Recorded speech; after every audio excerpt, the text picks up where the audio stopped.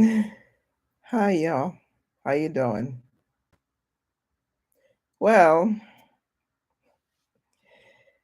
I don't. Yesterday, I was locked in storage, right?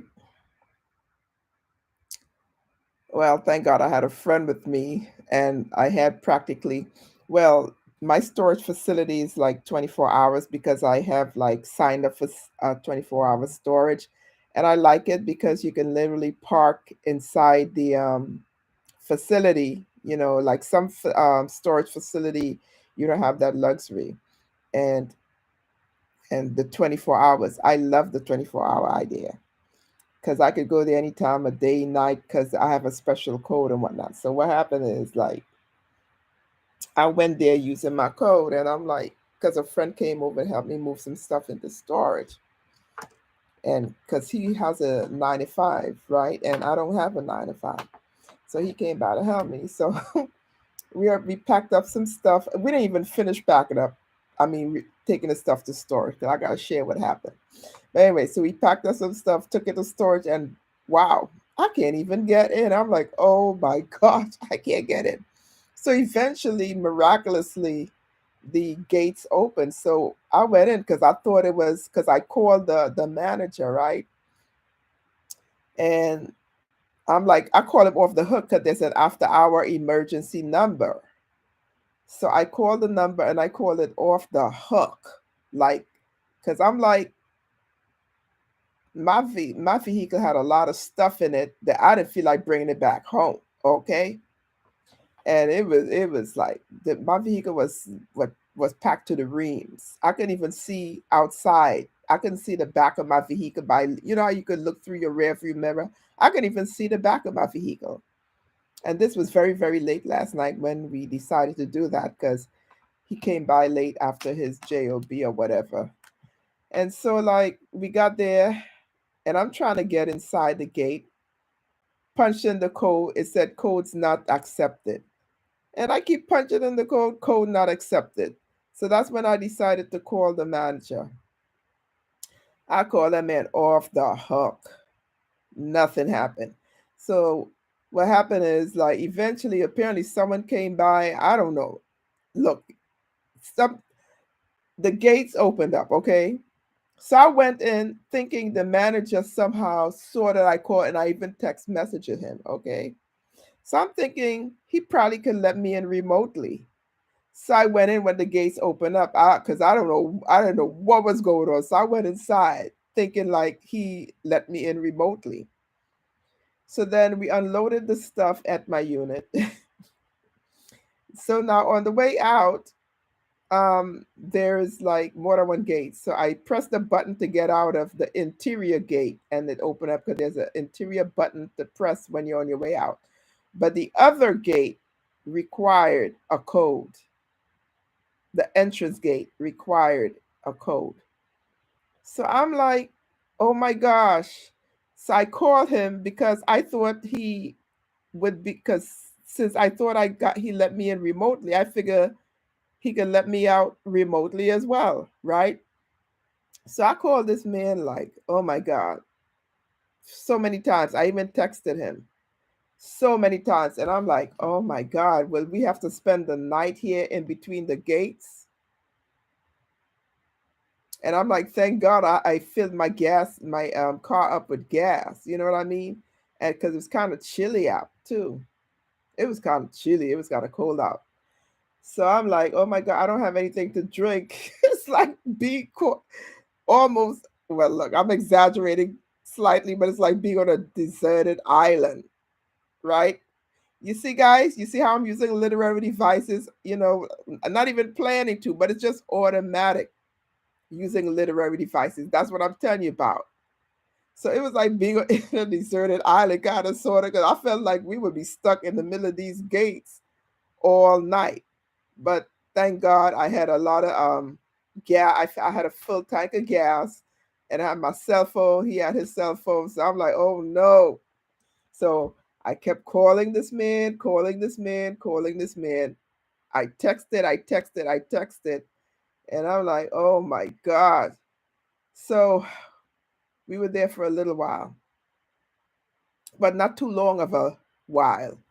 And then garbage people came by, so apparently they had the key for the facility, and that's how I got out. Oh my God. And then I'm like, look, I may have to wake up early in the morning to go over there to get the new code, because when did this happen, right? Because there was a situation there where they had to switch my unit because I had a lot of stuff, because I also design stuff, right?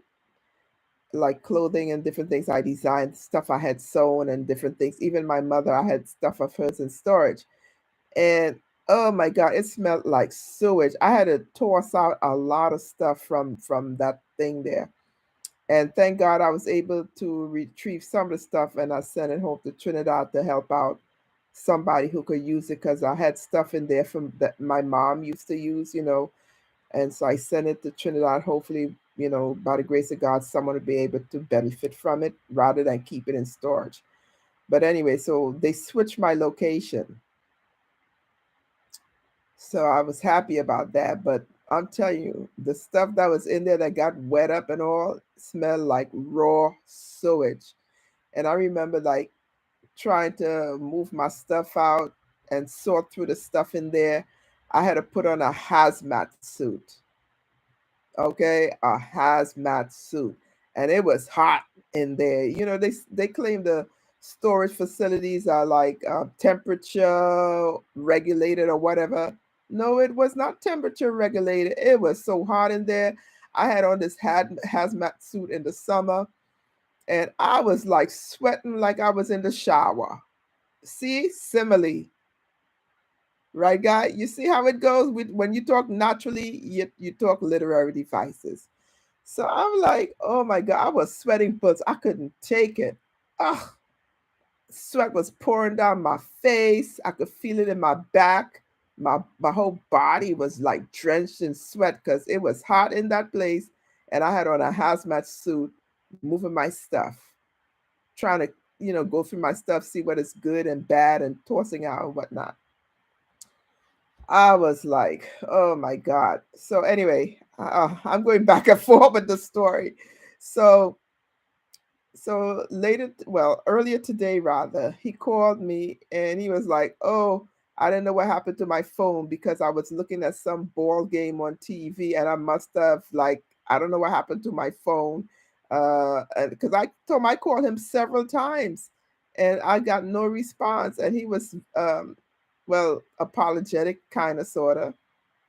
But I met him. He's a nice guy, but let's be real now.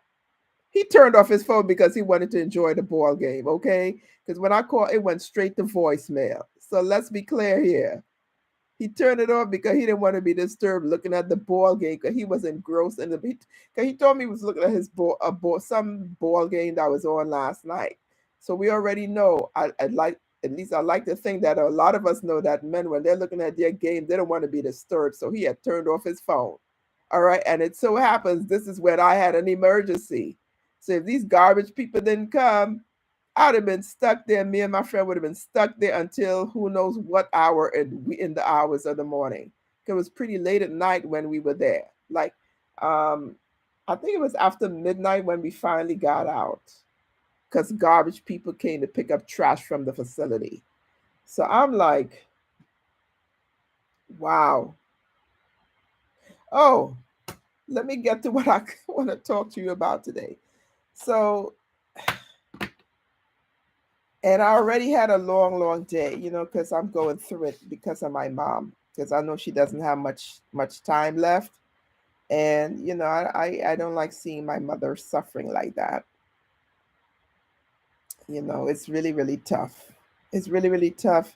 When we're younger, we think like, oh, we'll be young forever. You know what I mean? But it doesn't work that way. And then we get older, and then our parents also get older, and then we ourselves are going to get older one day. You know what I'm saying? So I was like exhausted from that, but I have so much going on. I still had to do what I had to do because I have a lot of stuff here, and I have to clear stuff out because I like a I like things to be a certain way. You know what I mean? But anyway, today I'm going to talk about colloquialism. And I'm sure, like some of you, if not all of you, heard of the word colloquialism before. And it's basically, informal speaking, casual slang speaking. And this is something that a lot of us do. And you know what? In works of literature, when people speak, you know, in a colloquialism, it gives them a distinct voice. It makes them unique and stand out. You know what I'm saying? It gives them their own individuality. So when a character, different characters, they have different lingos that they speak, different jargon. It gives them a different identity, and it makes it more interesting to read about these people, and to you get entertained by them, because it's, I mean, look, we look at movies, we look at um TV shows and all these different things, and what makes these characters so memorable is the literary devices, all right, that go into play when they're expressing themselves. You feel what I'm saying, right? You feel me? I have. But reading a novel or a play or whatever, and a character would say, "What you doing?" You know, when words are changed, it gives them a particular, like, I like to use the word flavor. That's colloquialism. So instead of saying "What are you?" DOING, they'll say like what you doing? Speaking, like a unique, some, manner or whatever, a unique voice. You kind of get what I'm saying? So there's so many colloquial, like sometimes I like to say, "What's up, y'all?" You've heard y'all before, right? Y'all. That's an example of colloquialism, y'all. And so what you gonna do? What you gonna do? All right. I think I made it pretty clear. You understand what it means to be colloquial. So it's like slang. It's slang, it's informal speech pattern, and it gives the characters or whoever's speaking, his or her own unique voice. All right, so I'm gonna like end it there. And again, I keep forgetting. Sometimes I forget to put my website in the description. Feel free to go to jkfstyles.com and buy some of my merch. Okay, jkfstyles.com and buy some of my merch. All right. As a matter of fact, I think what I want to do too is, I think I'm going to write it down somewhere. I got to figure it out. But if any of you need help with literary devices, and you know someone who needs help, feel free to hit me up. Um, and I think that's it for tonight, really. And I think I'm finished before midnight. Yes, I am, because I'm really beat because I didn't get much sleep. I didn't get much sleep at all today on account of what happened, and because I'm very busy with my play. Also, oh my goodness, I'm going to share this with you. If you're interested and you live in the tri-state area, feel free to go to Eventbrite and look for Destiny in the Ground, and you'll find my play, Kathleen Fraser. All right, because I am Kathleen Fraser. So you find my play, Destiny in the Ground, on Eventbrite, and the show is like Thursday, Friday, or Saturday. So feel free to purchase a ticket and come and see me. And if you're from YouTube and you happen to come to see my show, let me know that you heard about it from YouTube. Okay. All right. And again, if you have like family members who are taking the English regions and they may need help with any of the um, English regions essays and whatnot, feel free to send me a I don't know what, is it a DM? Don't laugh, guys, if I'm using the wrong one. I think DM is for Instagram and Facebook, right? But this is YouTube.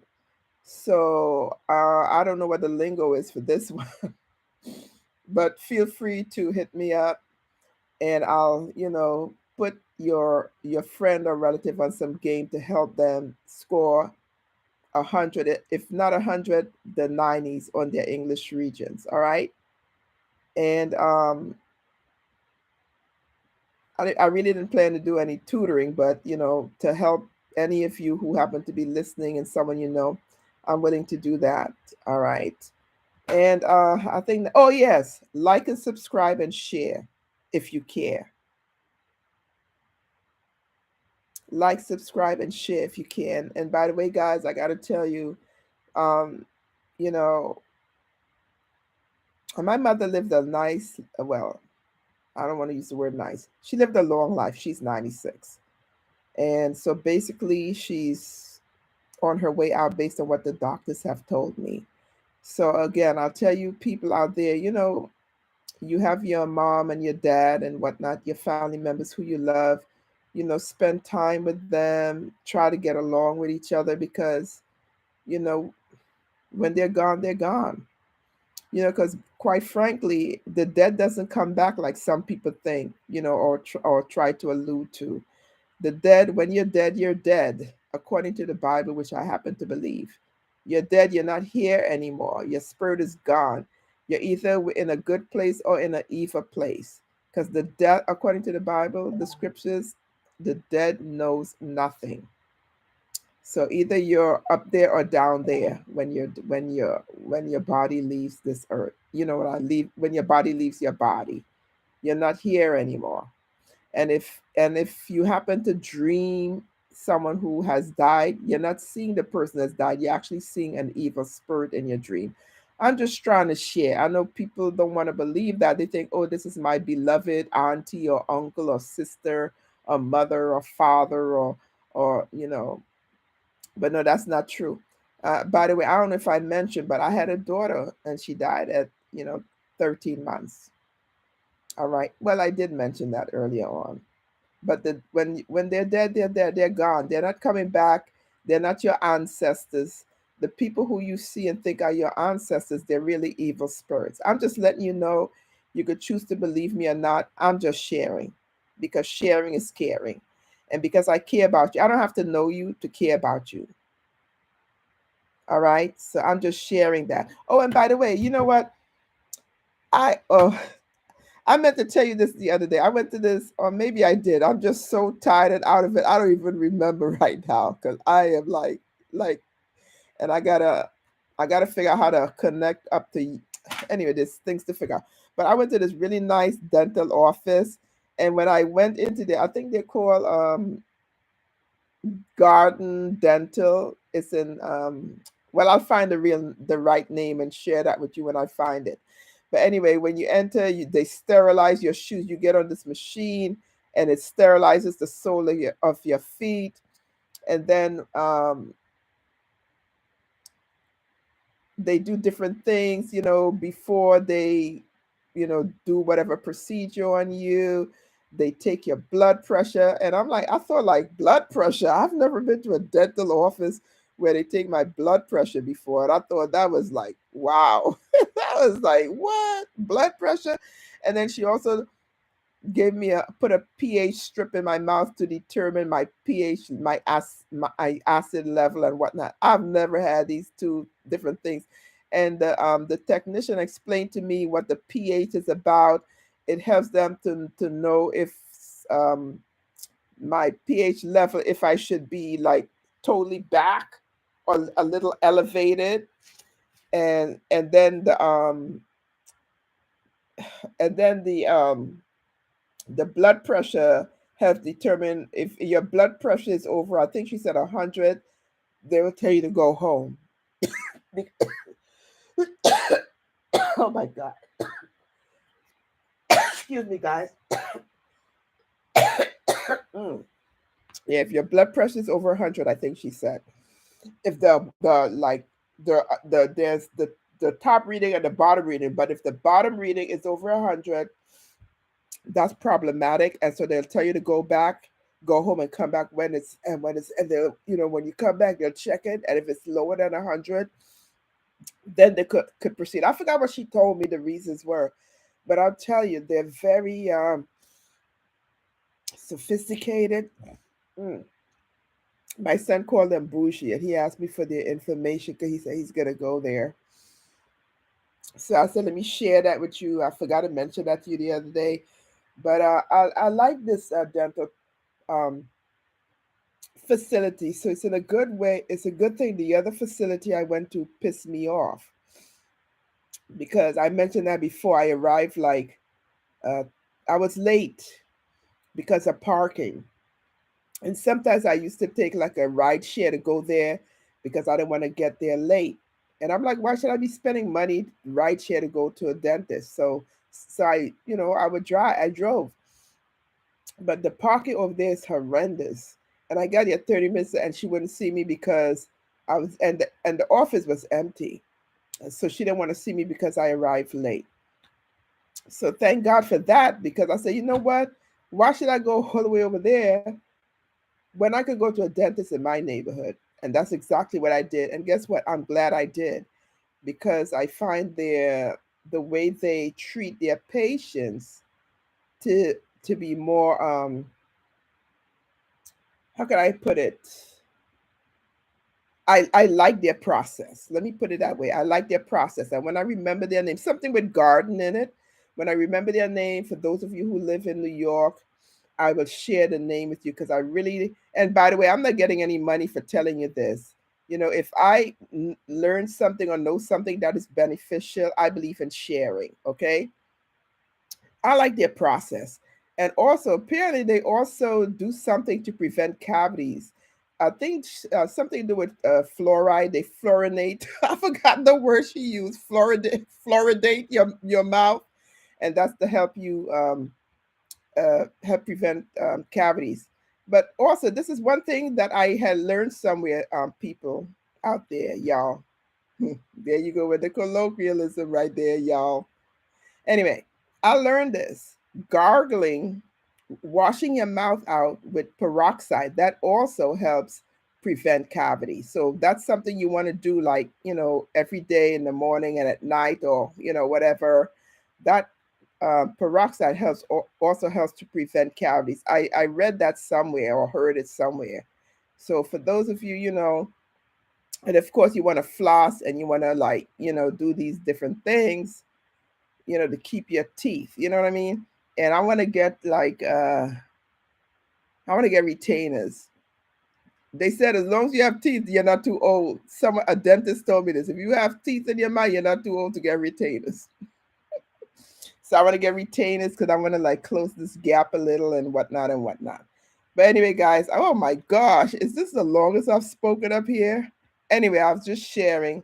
So you guys, you have a wonderful night, and I'll see you when I see you. Be blessed. Bye.